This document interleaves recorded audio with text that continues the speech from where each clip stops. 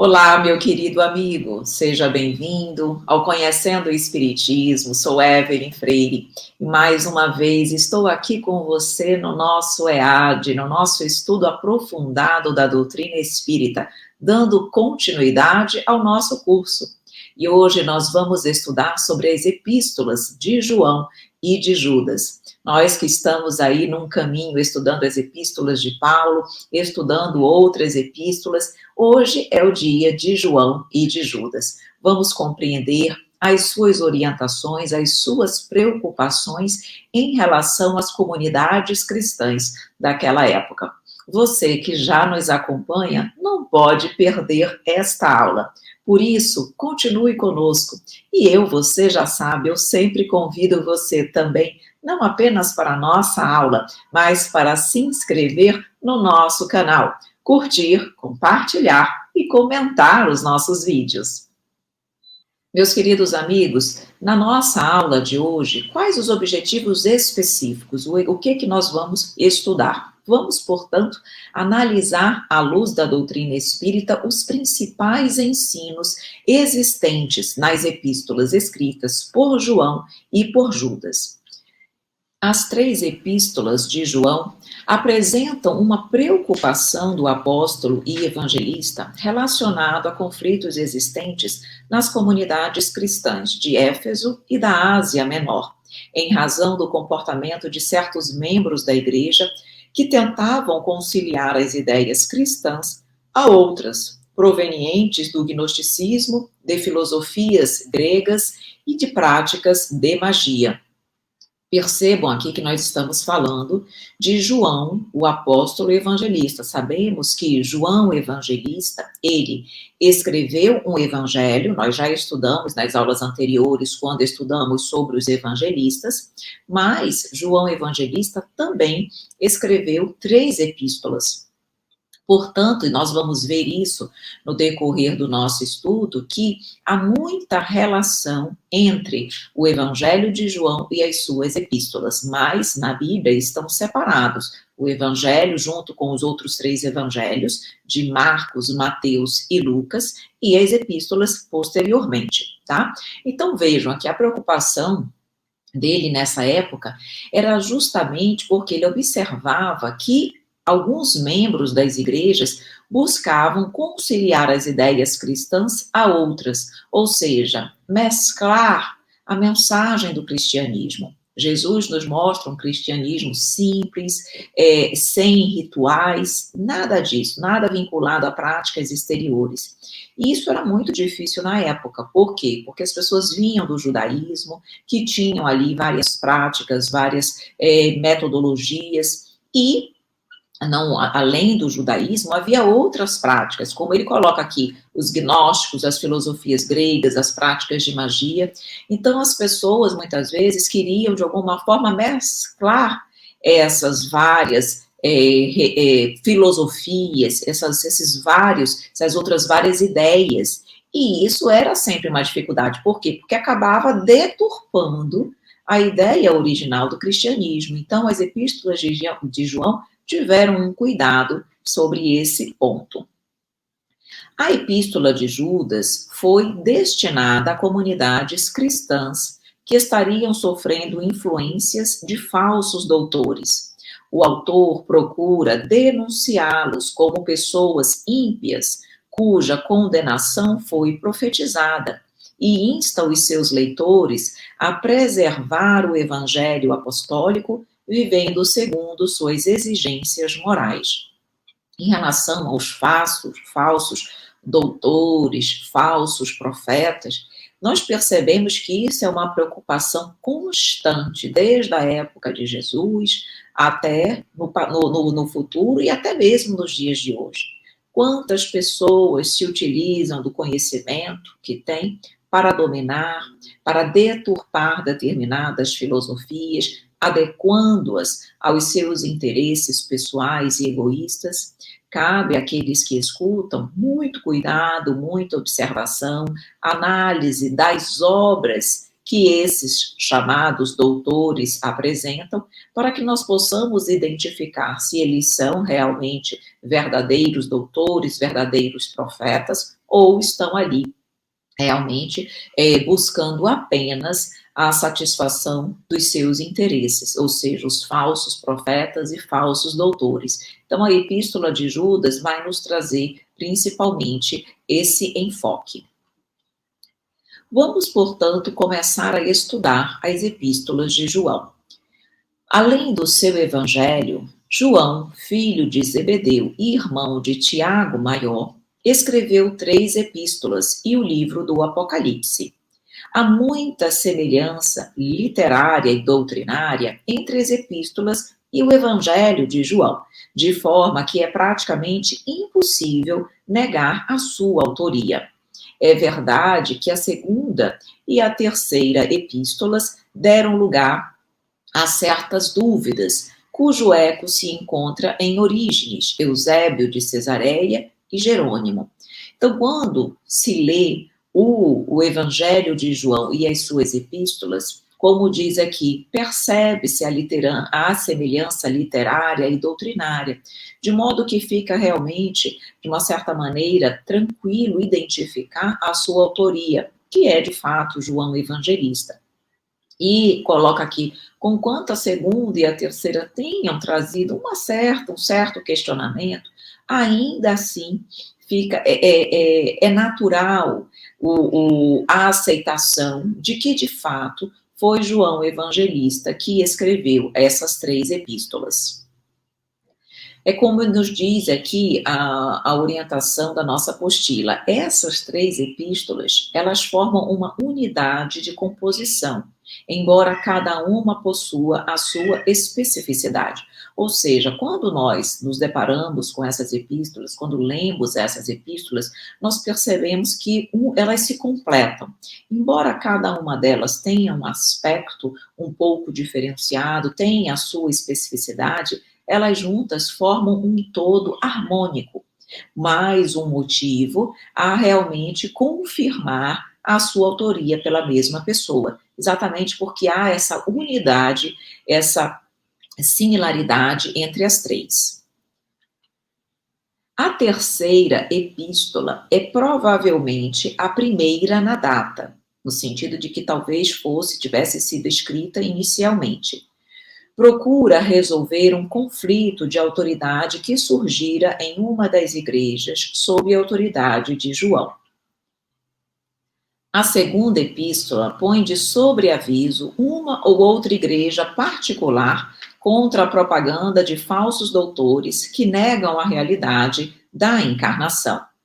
Quanto à primeira epístola, sem dúvida, a mais importante.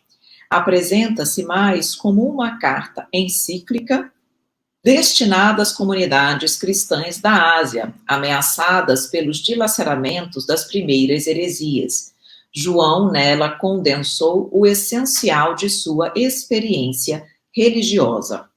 Então, percebam aí que nós, nas 3 epístolas, embora elas tenham um aspecto, uma especificidade, como nós falamos, elas têm essa unidade de composição.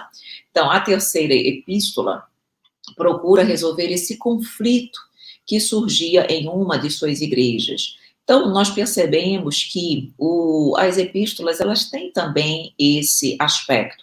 Muitas eram direcionadas a uma comunidade em especial, procurando solucionar, resolver aquela problemática. Mas lembrem que essas epístolas, elas, no caso da de João, elas não eram tão específicas. Em que sentido que eu quero dizer? Elas não eram única e exclusivamente para resolver uma situação, um problema específico.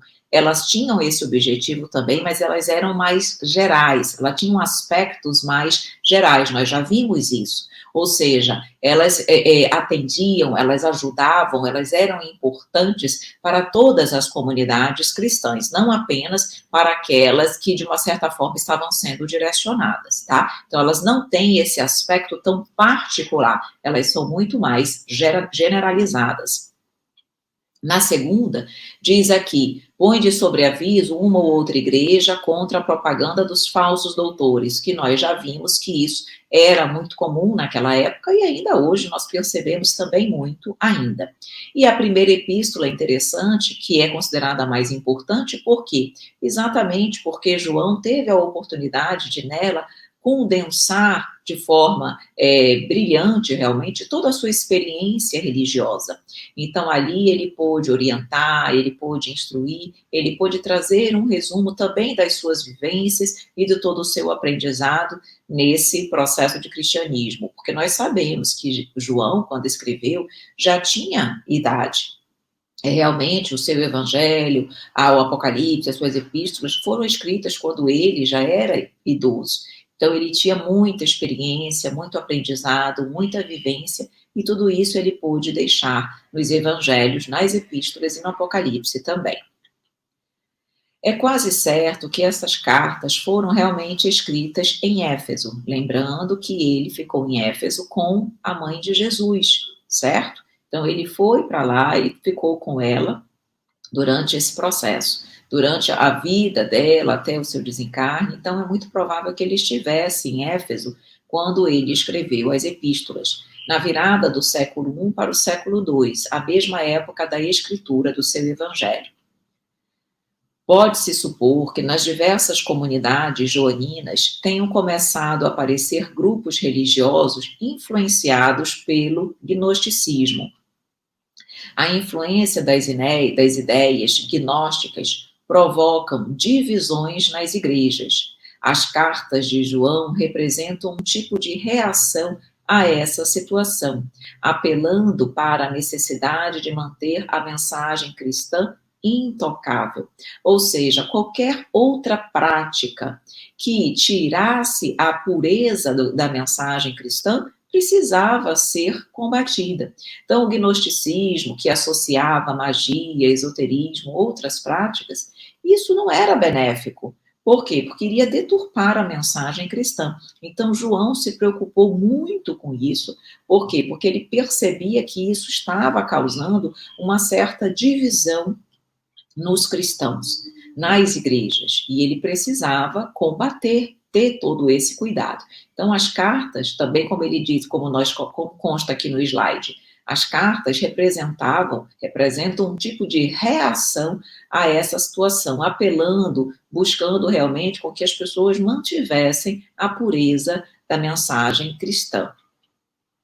O gnosticismo combinava alguns elementos da astrologia e mistérios das religiões gregas, como os mistérios de Eleusis, com as doutrinas do cristianismo. Em seu sentido mais abrangente, gnosticismo significa a crença na salvação pelo conhecimento.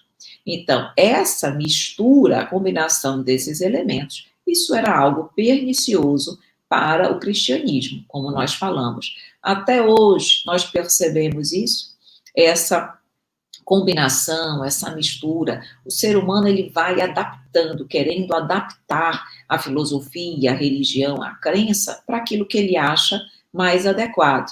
E aí tira a pureza, tira realmente a mensagem, a originalidade da mensagem. E se isso não for combatido, realmente chega um determinado momento que se perde completamente a pureza, a simplicidade, aquilo que de fato a Boa Nova veio nos trazer. O apóstolo João enfrentou sérias dificuldades para manter a mensagem cristã livre do intelectualismo gnóstico e de outras ideias. Do período clássico ao bizantino, Éfeso exerceu hegemonia na região jônica. Era famosa por seus filósofos, artistas, poetas, historiadores e retóricos. A cidade era também famosa como um centro de magia e taumaturgia. A cidade atraía exorcistas judeus, bem como seus equivalentes gentios. Então, por aí, nós já temos condições de entender como João sentiu dificuldades para combater essas práticas. Por quê? Porque Éfeso era um local onde isso era muito comum. Presença de filósofos, artistas, poetas, historiadores, retóricos, ou seja, o intelectualismo, a filosofia estava muito pulsante, muito forte em Éfeso. E era natural que os cristãos procurassem combinar essas ideias com a religiosidade, trazendo, então, como ele diz aqui, esse intelectualismo, trazendo isso para o cristianismo. Então, para ele diferenciar, para ele realmente conseguir manter a mensagem cristã na sua originalidade, ele teve suas dificuldades, e principalmente no que tange às ideias gnósticas, de magia, como ele coloca aqui, de esoterismo, porque isso também era algo muito comum em Éfeso. A cidade ela era famosa, conhecida por isso. Então, era algo que era uma cultura que as pessoas que ali moravam não queriam perder. Por isso também ele teve grande dificuldade para manter realmente a mensagem cristã livre dessas influências. Vamos para a síntese, então, das epístolas de João. Então, João apela aos cristãos nas 3 cartas, no sentido de preservarem a pureza doutrinária do cristianismo, superando as divergências pela legítima prática do amor. O apelo do apóstolo atravessa os séculos e chega até nós, mantendo uma atualidade surpreendente. Porque, de fato, nós não percebemos essa necessidade ainda nos dias atuais? Nós não temos dificuldades de realmente manter a mensagem cristã íntegra? Quantas e quantas pessoas não acabam colocando práticas externas, situações que de alguma forma desvirtuam a mensagem, adaptando-a a interesses de momento? Então, essa mensagem, ela era importante não apenas naquela época, mas ainda hoje ela tem uma atualidade muito grande. Percebe-se nas 3 epístolas a tentativa do apóstolo de encontrar uma solução para evitar que a crença cristã fosse adulterada por ideias gnósticas e outras ideias correntes nas comunidades cristãs. Ou seja, na verdade, era essa prática, essa mistura, essa combinação mentirosa e perniciosa que ele procurava combater. Ele sabia que, se outras práticas fossem combinadas à mensagem cristã, ela perderia o quê? A sua verdade, a sua grandeza. Ela passaria ideias falsas, mentirosas sobre o cristianismo. E a mensagem deturpada faria com que as pessoas acabassem, mais uma vez, dando importância a práticas exteriores e deixando de mudar o seu interior, que é essencialmente aquilo que precisa ser trabalhado por todos nós. Aquele que diz que está na luz e aborrece a seu irmão, até agora está em trevas. Aquele que ama a seu irmão está na luz, e nele não há escândalo. Quem ama o próximo sabe, acima de tudo, compreender. E quem compreende sabe livrar os olhos e os ouvidos do veneno visco do escândalo, a fim de ajudar, ao invés de acusar ou de servir. Quem é que vence o mundo, senão aquele que crê que Jesus é o Filho de Deus? Nessa passagem, na verdade, nessa reflexão da epístola de João, ele vem aí nos mostrando a necessidade de nós realmente praticarmos o evangelho, de nós não sermos aqueles causadores de escândalo. Naquela passagem que nós conhecemos muito bem, que consta no Evangelho segundo o Espiritismo, que nos fala que os escândalos hão de vir, mas ai daqueles por quem venha o escândalo. Nós, ainda hoje, precisamos ter muito cuidado em relação a isso, lembrando que escândalos não é apenas aquele ato, aquele fato conhecido pela humanidade, conhecido por todas as pessoas e que traz algum prejuízo. Não. A doutrina nos mostra com muita clareza que todo ato infeliz, todo ato que possa prejudicar a mim ou ao meu próximo, mesmo que dele ninguém venha a tomar ciência, ele é um escândalo. Escândalo é todo ato contrário às leis de Deus. E é exatamente isso que João nos faz refletir na sua epístola, quando ele diz que aquele que está na luz, mas aborrece o seu irmão, na verdade não está na luz, diz estar na luz, mas está em trevas. Por quê? Porque aquele que ama, aquele que verdadeiramente está na luz, ele não aborrece o seu irmão, ele não é causador de escândalo, ele perdoa, ele compreende. Então, será que nós não estamos nessa condição também de muitas vezes nos dizer na luz, mas o nosso coração, as nossas atitudes, as nossas palavras ainda nos mostram o inverso? Nós dizemos estar na luz porque temos o conhecimento, mas o conhecimento não torna ninguém verdadeiramente melhor. Senão seríamos como os falsos profetas, que muitas vezes sabem, têm o conhecimento, mas as suas obras não têm ressonância naquilo que ele fala. E nós precisamos, então, estar muito atentos a isso, porque a nossa função aqui na Terra é vivenciar aquilo que nós já sabemos, não sermos, portanto, causadores de escândalo. Então, é como ele diz aqui: quem ama ao próximo sabe, acima de tudo, compreender. E a compreensão é muito importante. Por quê? Porque eu entendo a condição do meu próximo, a situação espiritual que ele se encontra, o momento evolutivo dele. Ali naquela compreensão eu sei até que ponto eu posso esperar uma postura melhor, uma conduta mais elevada daquele meu irmão ou não. Então, essa compreensão é uma análise profunda também do outro, da sua condição evolutiva, daquilo que ele já está em condições de fornecer, daquilo que já está na sua natureza e aquilo que não está. Eu, muitas vezes, posso dar mais. Eu posso não ser aquele que causa o escândalo, mas talvez o outro ainda não esteja.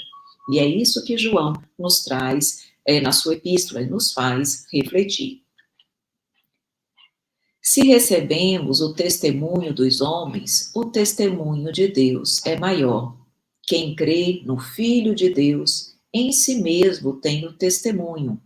Quem em Deus não crê, mentiroso o fez. Todo aquele que prevarica e não persevera na doutrina de Cristo, não tem a Deus. Quem persevera na doutrina de Cristo, esse tem tanto o Pai como o Filho. Aqui ele nos fala também, nos mostra a questão do testemunho e da fidelidade a Deus. Por quê? Porque o testemunho de Deus é muito maior, maior do que todos. Ou seja, o que é que eu estou, na verdade, demonstrando com as minhas atitudes? Uma fidelidade aos homens, testemunhando os homens, ou uma fidelidade a Deus? Se eu verdadeiramente digo e demonstro acreditar em Jesus, eu acredito em mim também. Como ele diz aqui, quem crê no Filho de Deus, em si mesmo tem um testemunho. O que significa dizer? Que quando nós realmente acreditamos em Deus, acreditamos na mensagem de Jesus, nós acreditamos em nós também, no meu testemunho. Por quê? Porque o meu testemunho não é para o mundo, o meu testemunho é para Deus. Porque eu sei que quando eu testemunho o amor, a verdade, a justiça e a fraternidade, eu estou seguindo as leis do Pai. Eu estou ali amealhando recursos espirituais que vão me permitir uma vida mais feliz, de paz, adentrar verdadeiramente no reino dos céus, porque o meu coração vai estar em paz, em alegria e felicidade, esteja eu encarnada ou desencarnada. Então, quem em Deus não crê, mentiroso fez. Por quê? Porque se eu não acredito verdadeiramente em Deus, eu não acredito nas suas palavras, eu não acredito nas suas verdades, eu não acredito nas suas promessas. É como se, na verdade, ele fosse um mentiroso, nada daquilo que ele falasse fosse de fato real. Então, quando eu coloco ações, palavras e posturas de acordo com o Pai, eu faço verdadeiro perante mim mesma e perante o mundo. Mas quando eu tenho uma atitude diferente, eu o faço mentiroso para mim e para o mundo. Por isso que ele diz: todo aquele que prevarica e não persevera na doutrina de Cristo, não tem verdadeiramente Deus em seu coração. Porque aquele que crê, é como ele diz, em si mesmo tem um testemunho. Se eu verdadeiramente acredito, eu faço isso, eu não vou prevaricar. Eu vou perseverar na doutrina do Cristo porque eu acredito, eu tenho esperança, eu sei o que vai acontecer se eu seguir na doutrina do Pai. Continuando. Em todos os lugares e situações da vida, a caridade será sempre a fonte divina das bênçãos do Senhor. Vemos, portanto, que João não deixou de nos trazer e de nos fazer refletir sobre a caridade. A caridade é sempre uma pedra fundamental nessa nossa caminhada, nessa construção por um mundo melhor. Então, assistência, medicação e ensinamento constituem modalidades santas da caridade generosa, que executa os programas do bem. Conjugam-se e complementam-se num todo nobre e digno. Antes, porém, da caridade que se manifesta exteriormente nos variados setores da vida, pratiquemos a caridade essencial. Trata-se da caridade de pensarmos, falarmos e agirmos segundo os ensinamentos do Divino Mestre no Evangelho. Sensacional essa parte da epístola de João, quando ele nos fala da caridade moral e da caridade material.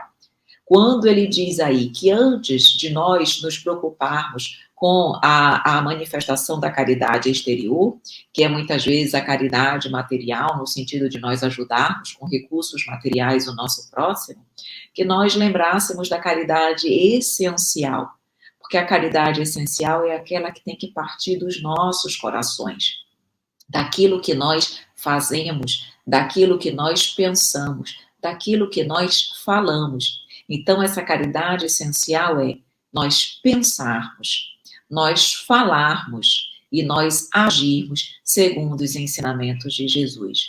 Muitas vezes eu já consigo fazer a caridade material, mas eu não consigo essa caridade essencial que parte do meu coração. Eu não consigo ser uma pessoa caridosa em pensamentos. Eu não consigo ser uma pessoa caridosa em palavras. E muitas vezes eu não consigo também em ações. Portanto, nós precisamos, o que ele nos mostra aí, meus amores? Que nós precisamos trabalhar o nosso íntimo, que nós precisamos verdadeiramente trabalhar o nosso interior, reformar o nosso coração, para que tudo aquilo que eu produza seja reflexo da minha natureza íntima, boa, elevada, caridosa.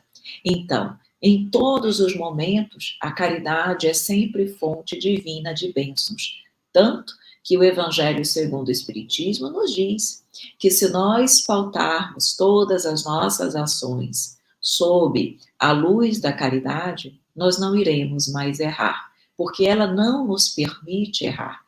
Quem atua sob a luz da caridade sempre age conforme as orientações de Jesus, os seus exemplos maravilhosos.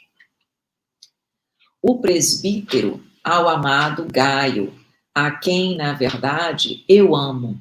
Amado, procedes fielmente em tudo que fazes para com os irmãos e para com os estranhos, que em presença da igreja testificaram da tua caridade, aos quais se conduzires como é digno para com Deus, bem farás. Amado, não sigas o mal, mas o bem. Quem faz bem é de Deus, mas quem faz o mal não tem visto a Deus. Olhem aí, João fazendo para todos nós um chamado. Ele está dizendo para nós de forma muito clara: Amados, meus queridos, proceda fielmente em tudo que tu fizeres, para com os teus irmãos e para com os estranhos, ou seja, para aqueles que te são, para aqueles que são caros para ti e para um estranho. São todos teus irmãos, são todos filhos de Deus. Para com eles, nós precisamos testificar, testemunhar o amor. Por isso ele diz aqui: não sigas o mal, mas o bem, em qualquer momento, em qualquer situação das nossas vidas. E isso é muito atual, porque nós precisamos lembrar disso a todo momento. Por quê? Porque nós somos sempre colocados em situações de conflitos, de desentendimentos, de diversidades. Muitas vezes nós temos para conosco pessoas que de alguma forma nos criticam, pessoas que de alguma forma nos colocam em xeque, querem ver como nós vamos atuar em determinadas situações. Então nós precisamos realmente lembrar dessas mensagens de João, para que nós não percamos a oportunidade de aplicar o Evangelho a todo momento em nossas vidas. A sociedade humana não deveria operar a divisão de si própria, como um campo em que se separam os bons e maus, mas sim viver qual uma grande família, em que se integram os espíritos que começam a compreender o Pai e os que ainda não conseguiram pressentir. Mais uma vez aí ele mostrando que nós deveríamos viver como uma grande família. Todos nós não somos filhos de Deus? Todos nós não somos, na verdade, irmãos uns dos outros? Por que que nós temos tanta dificuldade ainda de vivenciar esse amor? Por que que nós temos ainda tanta dificuldade de realmente mostrar para o nosso irmão que eu o vejo como tal, que ele é um irmão, que eu me preocupo com ele, que ele faz parte da nossa família universal? Por que que eu ainda ajo como uma pessoa que se preocupa apenas com os meus familiares consanguíneos? Nós precisamos realmente estender essa nossa família. Essa nossa família ainda é muito pequena. Nós ainda somos muito seletivos no nosso amor. Precisamos realmente lembrar, nós somos todos irmãos, filhos de um mesmo pai, a nossa família é a família universal. Eu estou momentaneamente junto a alguns corações da minha família consanguínea, mas eu preciso lembrar de viver em uma grande família. Então, a sociedade humana não deveria operar a divisão de si própria, e nós fazemos isso. É a minha família, são os meus, eu trabalho, eu luto pelos meus, mas pelo outro não. Então, como um campo em que se separam bons e maus, todos nós somos bons, todos nós estamos temporariamente ainda numa condição de imperfeição, mas estão todos buscando elevar-se, caminhar, progredir. Então, mas sim viver qual essa grande família, em que se integram os espíritos que começam a compreender o Pai. Somos nós. Nós começamos ainda a compreender o Pai, mas ainda não temos esse conhecimento pleno. E temos que ajudar aqueles que ainda sequer conseguem pressenti-lo. Nós estamos ali também com a função de orientar, de auxiliar. É um ajudando o outro. Aquele que sabe mais ajuda o que sabe menos, e assim todos crescem de alguma forma. Muita gente acredita que o homem caído é alguém que deve ser aniquilado. Jesus, no entanto, não adotou essa diretriz. Luta-se contra o crime, mas ampare-se a criatura que se lhe enredou nas malhas tenebrosas. O mestre indicou o combate constante contra o mal. Contudo, aguarda a fraternidade legítima entre os homens, por marco sublime do reino celeste. Ou seja, nós precisamos lembrar que nós estamos aqui para trabalhar contra o erro, não contra a pessoa.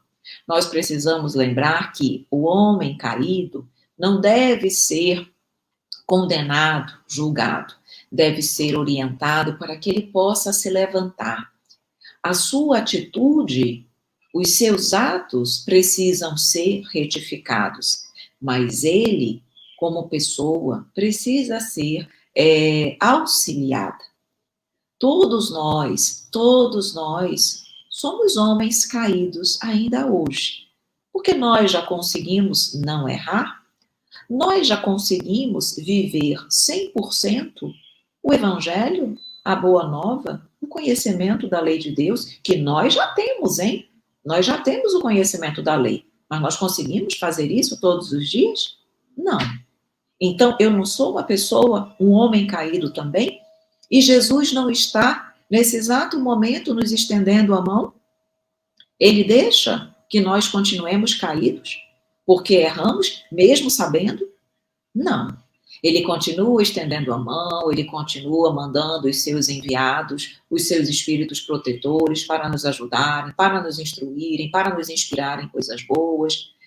Nós vivemos caindo e levantando, e ele nos perdoando. Ora, ele faz conosco o que nós precisamos fazer com o nosso irmão. Se nós, mesmo estando a todo momento caindo, errando, ele nos levanta, ele nos ampara, ele nos perdoa, ele nos estende a mão, e ele não compactua com os nossos erros, hein? É muito diferente. Ele me sustenta, ele me ajuda a seguir no caminho do bem, mas ele não compactua com o erro. Então, nós também podemos fazer isso com o nosso irmão. Não vamos compactuar com o erro, mas vamos ter para com ele fraternidade legítima, para que ele possa melhorar-se, assim como nós estamos a todo momento tentando também ser pessoas melhores. Então, meus queridos amigos, é isso que João vem aí nos fazer refletir e pedir de cada um de nós. Vamos agora estudar sobre as epístolas de Judas. Já vimos aí as considerações mais importantes sobre a de João.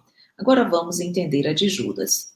Então, esta epístola foi escrita a uma igreja ou um grupo de igrejas desconhecido para combater o perigo representado por certos mestres carismáticos que estavam pregando e praticando libertinagem moral. Insta os seus leitores a preservar o evangelho apostólico, vivendo segundo suas exigências morais. Apesar de sua brevidade, a carta é rica em conteúdo, graças à composição primorosa e sua economia de expressão, que, por vez, alcança um efeito quase poético. Vejam aí mais uma vez aquela preocupação das combinações da mensagem cristã com outras práticas. Então, quando ele diz aqui, mestres carismáticos estavam pregando e praticando a libertinagem moral. O que significa isso? O desvirtuamento das práticas do cristianismo verdadeiro, na sua simplicidade, na sua pureza. Já estavam aí o quê? Adaptando às suas conveniências. Então, vejam que João, como nós vimos, teve essa preocupação e Judas igualmente.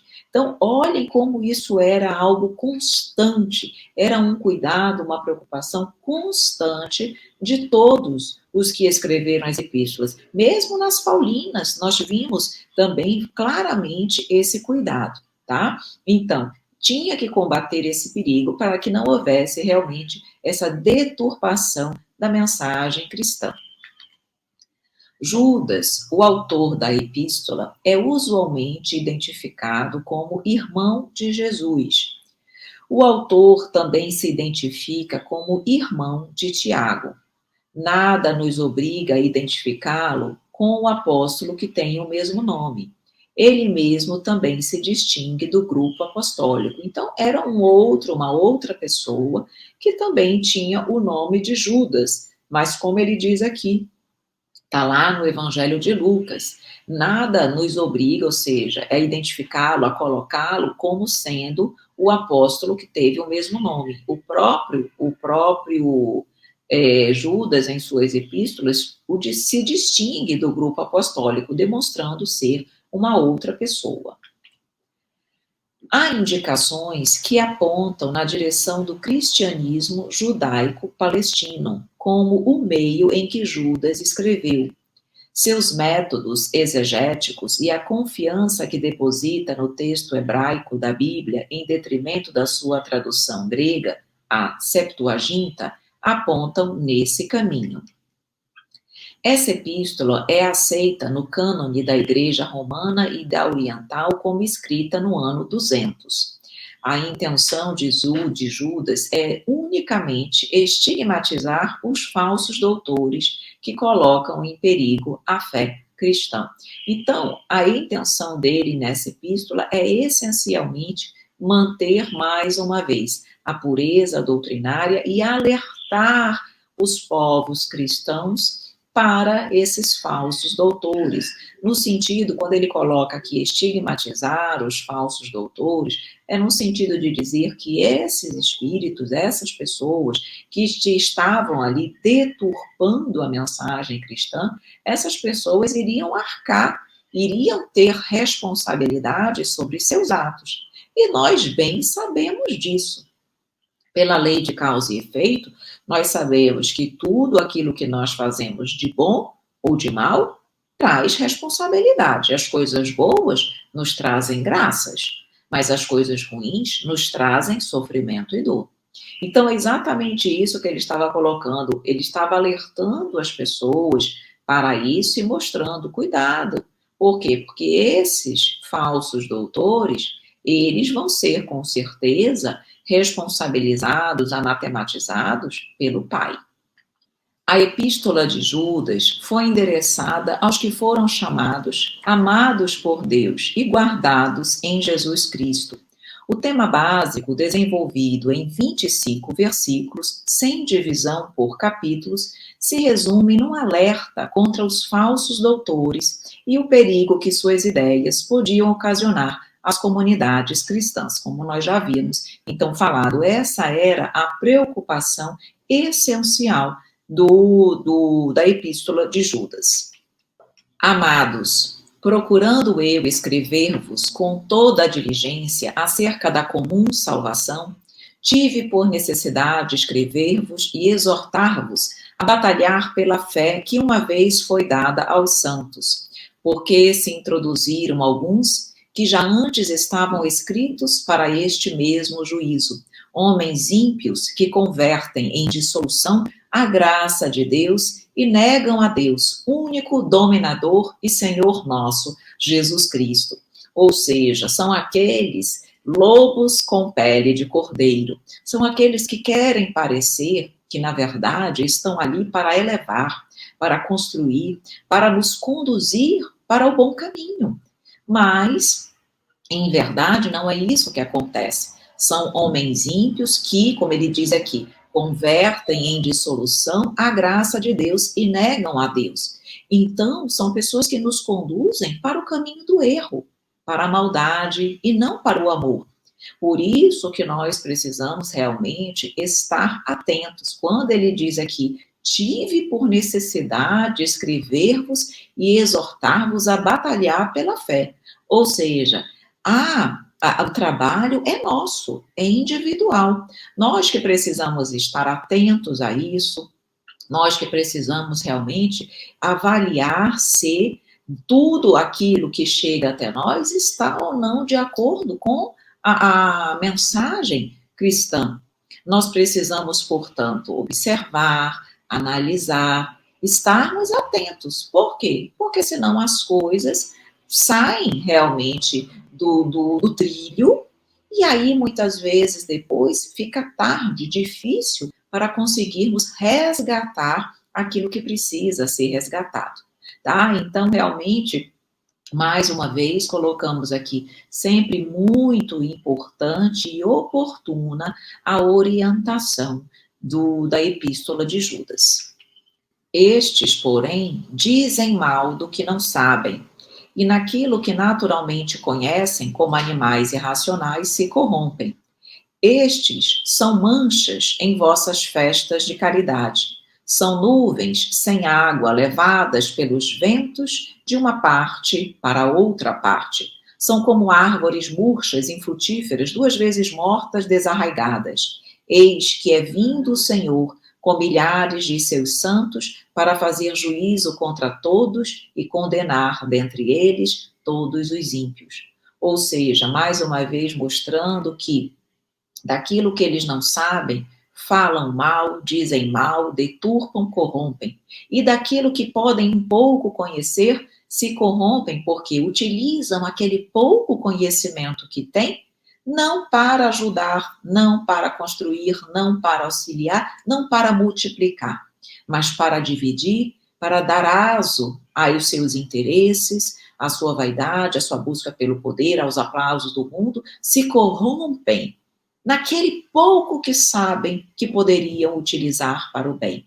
Então ele diz: eis que é vindo o Senhor com milhares de seus santos para fazer juízo contra todos e condenar dentre eles todos os ímpios, mostrando mais uma vez que nós seremos responsabilizados pelos atos voluntariamente errados que fizermos. Sabemos já qual é o caminho que devemos percorrer. Sabemos a orientação a correta a seguir. Se não o fazemos, é pelo nosso livre-arbítrio e seremos, portanto, responsabilizados por esse uso inadequado deste livre-arbítrio.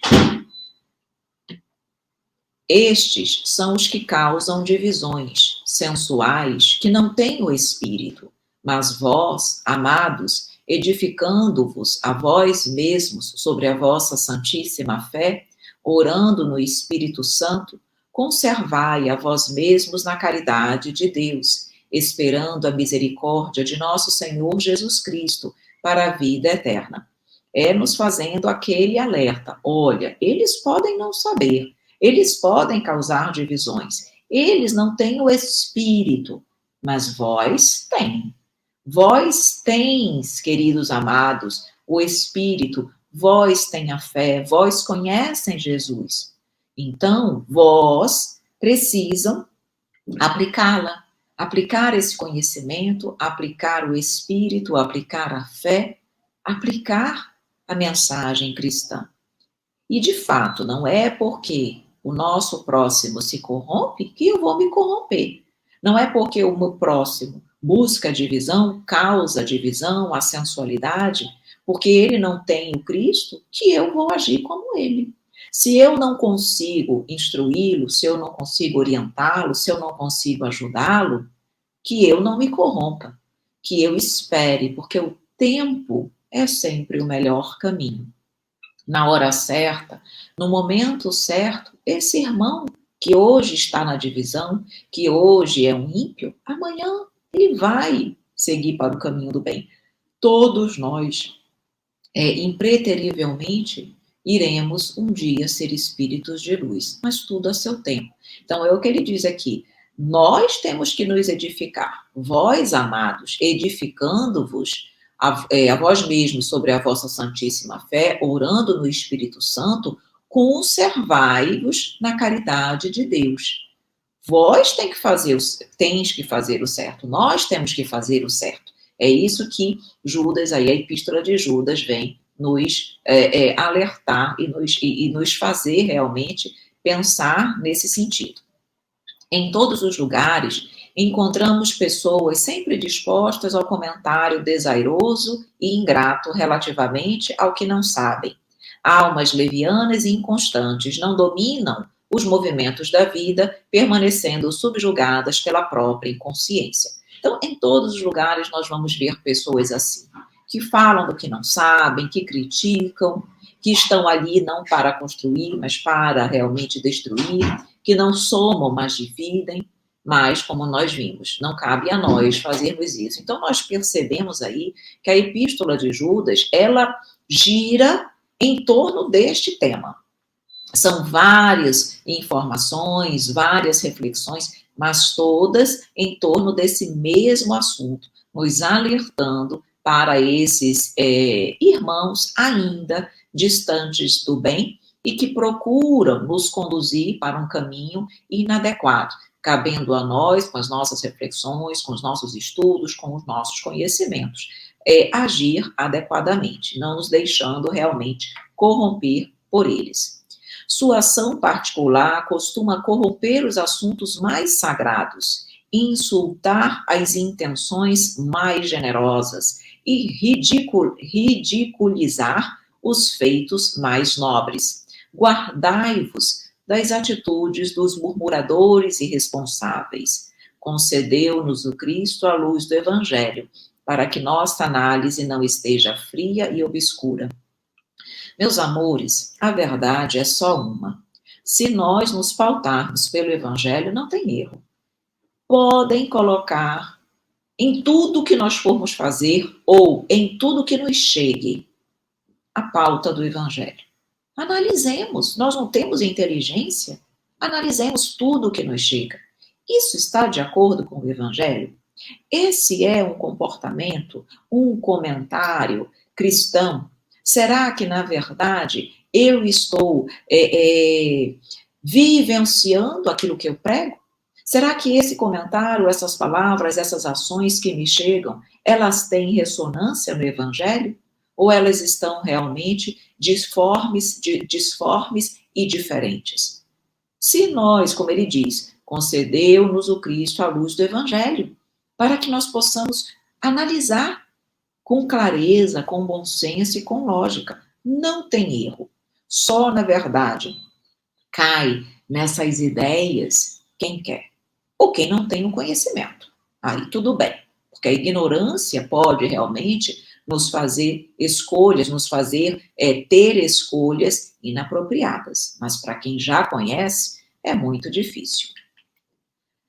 Somente os que ajuizam acerca da ignorância própria, respeitando o domínio das circunstâncias que desconhecem, são capazes de produzir frutos de perfeição com as dádivas de Deus que já possuem. Ou seja, somente aquele que reconhece que não sabe tudo, somente aquele que compreende e entende que por mais que estude, é ainda ignorante sobre muitas coisas, porque nós nunca conseguimos saber tudo, só esse está realmente protegido contra essas quedas, contra esses falsos doutores. Por quê? Porque aqueles que são muito orgulhosos e soberbos, que se acham sabedores de tudo, esses são os que facilmente caem nessas situações, porque o orgulho nos cega. Já a humildade, já, como ele diz aqui, aqueles que respeitam, reconhecem aquilo que está além da sua capacidade de entendimento, esses são aqueles que estão mais mais protegidos de situações como essas. Então, somente os que ajuizam acerca da ignorância própria, somente aqueles que percebem, que compreendem, que ainda sabem muito pouco, respeitando o domínio das circunstâncias que desconhecem, ou seja, sabendo que não posso, não tenho conhecimento para falar daquilo que eu desconheço, são capazes de produzir frutos de perfeição com as dádivas de Deus. Por quê? Porque tem a humildade. Então, a humildade fará com que eles só falem, só produzam, só multipliquem, só divulguem aquilo que verdadeiramente sabem, aquilo que verdadeiramente conhecem. E ali, quando eu falo daquilo que eu testemunho, quando eu falo daquilo que eu conheço, a probabilidade dos meus frutos serem mais adequados, mais perfeitos, mais belos e completos é muito maior do que quando eu me acho sabedora daquilo que eu não sei e saio falando daquilo que eu desconheço. Aí, com certeza, eu vou realmente falar mal daquilo que eu não sei e corro o risco de me corromper no pouco que eu sei. Perfeito? Muito boa essa colocação da epístola, certo? Meus amores, então aqui finalizo com esse slide bonito, mostrando Jesus aí nos conduzindo pelas mãos. Essa mensagem, essa imagem, na verdade, é para que nós possamos realmente compreender a nossa condição. Somos ainda crianças espirituais, estamos ainda aprendendo a caminhar. Jesus segura em nossas mãos, tentando e realmente nos conduzindo pelo caminho do bem. Mas nós ainda precisamos ter consciência da nossa pequenez. Somos ainda crianças, ainda espíritos que precisam estudar muito, aprender muito, vivenciar muito o Evangelho, para que nós possamos realmente sermos exemplos. Nós ainda estamos a caminho, lutando e batalhando. Nosso exemplo, sempre o verdadeiro exemplo, é Jesus, e é ele que nós devemos seguir a todo momento. Meus amores, muito obrigada pela sua participação, pela sua companhia em mais esta aula do EAD. Como é bom estudar, aprofundar os nossos conhecimentos da doutrina espírita, principalmente nesse livro 1, fazendo essa relação com o cristianismo, com os evangelhos. Maravilhoso, eu estou adorando ter essa oportunidade, espero que você também. Então, muito obrigada pela sua participação. Seguem aqui os nossos contatos, nosso canal do YouTube. Sempre lembro que você tem facilidade para acessar, caminhar, mexer no nosso YouTube, se você acessar as playlists, tá? Cada estudo está numa playlist. Então, busque nas playlists o estudo que você tem interesse. Segue também o nosso Instagram, conheça o nosso Instagram. Permita-se também estudar por ali. Nós trazemos muito estudo e aprendizado no Instagram também. Temos o nosso canal do Telegram para que você possa ter acesso a todas as nossas atualizações, todas as nossas programações diárias, e são várias e bem diversas, nós colocamos ali no Telegram para que você, de uma forma fácil e tranquila, tenha acesso a esses dados. Tem ainda o nosso portal, nosso site, nossa loja, nossos e-mails, nosso telefone, enfim, você tem aí muitas oportunidades para acessar o conteúdo do Conhecendo Espiritismo. Perfeito? Meus amores, muito obrigada, um grande beijo, um grande abraço e até a nossa próxima aula, se Deus quiser.